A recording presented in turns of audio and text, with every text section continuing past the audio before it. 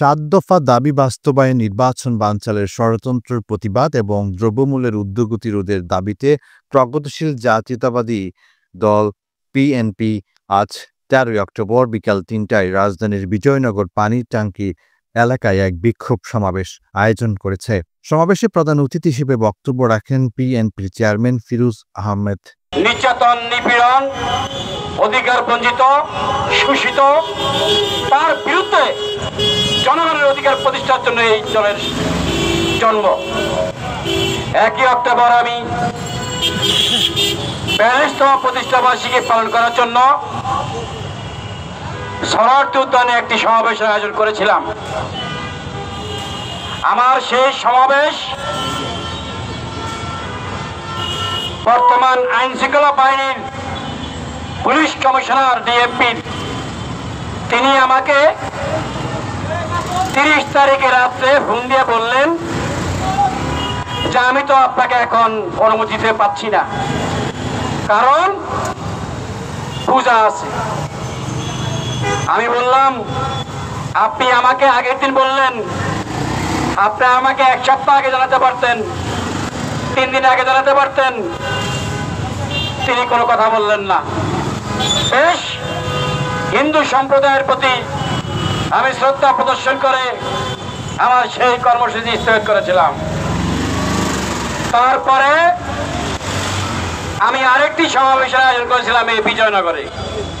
আমার আজকের এই ক্ষুদ্র সমাবেশ রাজপথ পরিপূর্ণ হওয়ার কথা ছিল, কিন্তু আমার অত্যন্ত প্রিয় বন্ধু যাদের সাথে আমি দীর্ঘ পথ পাড়ি দিয়েছি ফ্যাসিবাদ মুক্ত করার জন্য, যাদের সাথে থেকে আমার এই সাধারণ কর্মীরা রাজপথে গুলিবিদ্ধ হয়েছে, সেই নেতৃত্ব থেকেই মনে হয় যেন একটা কনস্পিরেসি হয়েছে।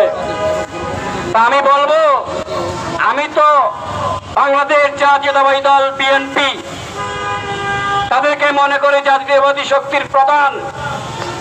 আমাকে কে কি মনে করলো বা করলো না তাতে বিএনপি ফিরোজ মোহাম্মদ লিটনের কিছু যায় আসে না, কারণ ফিরোজ মোহাম্মদ লিটনের বিএনপি এদেশের বহুদলীয় গণতন্ত্র প্রতিষ্ঠা। সমাবেশে প্রধান অতিথি হিসেবে বক্তব্য রাখেন পিএনপির চেয়ারম্যান ফিরোজ মোহাম্মদ লিটন। বক্তব্যে তিনি বলেন, দেশে জনগণের ভোটাধিকার ও গণতন্ত্র আজ হুমকির মুখে। জনগণকে সঙ্গে নিয়ে পিএনপি দেশের গণতন্ত্র পুনরুদ্ধারের লড়াই চালিয়ে যাবে। তিনি আরও বলেন, আমাদের 7 দফা দাবির মধ্যে অন্যতম হচ্ছে দ্রব্যমূল্যের লাগাম টেনে ধরা, নিরপেক্ষ নির্বাচন কমিশন গঠন, রাজনৈতিক নীতিপণ বন্ধ, শ্রমিক কৃষকদের অধিকার প্রতিষ্ঠা এবং দুর্নীতিমুক্ত প্রশাসন ব্যবস্থা গঠন। সরকার যদি জনগণের ন্যায্য দাবি উপেক্ষা করে তবে আরও কঠিন আন্দোলনে নামতে পিএনপি প্রস্তুত। সমাবেশে আরও বক্তব্য রাখেন দলের বিভিন্ন পর্যায়ের নেতৃবৃন্দ। বক্তারা অভিযোগ করেন, সরকার প্রশাসনকে ব্যবহার করে নির্বাচন প্রক্রিয়াকে প্রভাবিত করার চেষ্টায় লিপ্ত, যা জনগণ মেনে নেবে না। সমাবেশ শেষে একটি বিক্ষোভ মিছিল বের করা হয়, যা বিজয়নগর পানির ট্যাঙ্কি এলাকা থেকে শুরু হয়ে আশেপাশের গুরুত্বপূর্ণ সড়ক প্রদক্ষিণ করে। মোহাম্মদ আব্দুল মোতালেবের পাঠানো তথ্য ভিডিও চিত্রে PIB 71 টিভি।